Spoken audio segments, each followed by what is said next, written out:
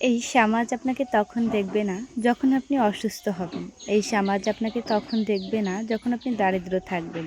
এই সমাজ আপনাকে তখন দেখবে না যখন আপনি কষ্টে থাকবেন। আসলে কথাগুলো যেমন সত্য তেমনই আবার ভুল। কিছু কিছু মানুষ আছে যারা সর্বদাই আপনাদের ভালো চায়। আবার কিছু কিছু মানুষ আছে আপনাদের সুখের সময় পাশে থাকে। কিছু মানুষ খারাপ তার জন্য যে সবাই খারাপ সেটা কিন্তু নয়। আবার কিছু মানুষের জন্য যে সবাই খারাপ হয়ে যায় এটাও বাস্তব কথা। বর্তমান সমাজ যেমন ভালো আছে, বর্তমান সমাজ তেমন খারাপও আছে। একটা চায়ের দোকানে যেমন ৫টা লোক বসে, ৫টা লোকের মধ্যে যেমন একটা ভালো মানুষ থাকে, আবার ৫টা লোকের মধ্যেও কিন্তু ৪টা ভালো মানুষ থাকতে পারে। তাই কে ভালো কে মন্দ এটা হচ্ছে পরিস্থিতি বিবেচনা করবে। যখন আপনি বিপদে থাকবেন তখন অবশ্যই আপনাকে কেউ পাশে থাকবে না, আপনার পাশে থাকবে না, আপনার জন্য মোকাবেলা করার জন্য কেউ থাকবে না। কিন্তু আপনি যখন বিপদটা কাটিয়ে উঠবেন তখন দেখবেন আপনার পাশে হাজারো মানুষ আছে। সেই জন্য যে আপনার বিপদের সময় অনেকে খারাপ চাইছে সেটা কিন্তু না। আপনার বিপদের সময় অনেকে আপনার জন্য পজিটিভও ভাবে, আপনার জন্য সুস্থতা প্রার্থনা করে। কিন্তু তার জায়গা থেকে আপনার জন্য যতটুকু করা দরকার ততটুকুই করে। তার থেকে বেশি করা কারো পক্ষেই সম্ভব না। এমনকি আপন আত্মীয়স্বজনরাও বেশি কিছু করতে পারে না। তো একটা কথা হচ্ছে কি, একটা সমাজ তো ভালো মন্দ সব কিছু মিলিয়ে, তাই না? তো ভালো মন্দ সব কিছু যেখানে মিলিয়ে আছে সেখানে আপনারা কেন পজিটিভটা সর্বদা তুলে ধরেন না? কেন আপনার সর্বদা নেগেটিভটা তুলে ধরেন? একটা কথা বলি, যেখানে ভালো দৃষ্টিভঙ্গির মানুষ আছে সেখানে খারাপ দৃষ্টিভঙ্গির মানুষ থাকবে, এটাই যথার্থ।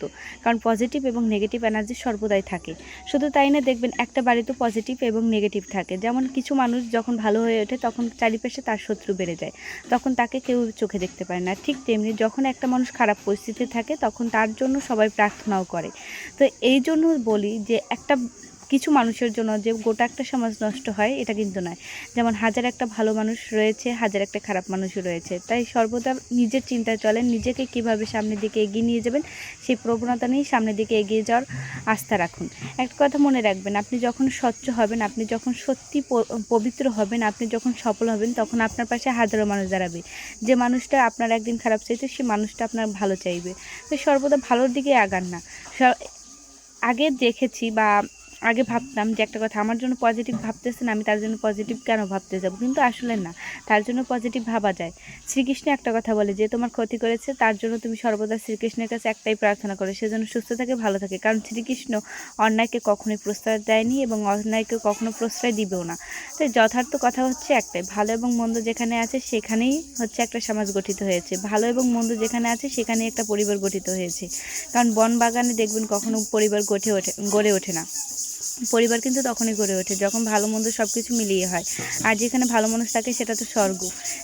স্বর্গেও কিন্তু ভালো মানুষ মন্দ মানুষ সবই আছে। সবাই যে সমান সেটা কিন্তু নয়। প্রকৃতির ডাকে সারাদিন প্রকৃতির সঙ্গে তাল মিলিয়ে চলার চেষ্টা করুন। ধন্যবাদ সবাইকে।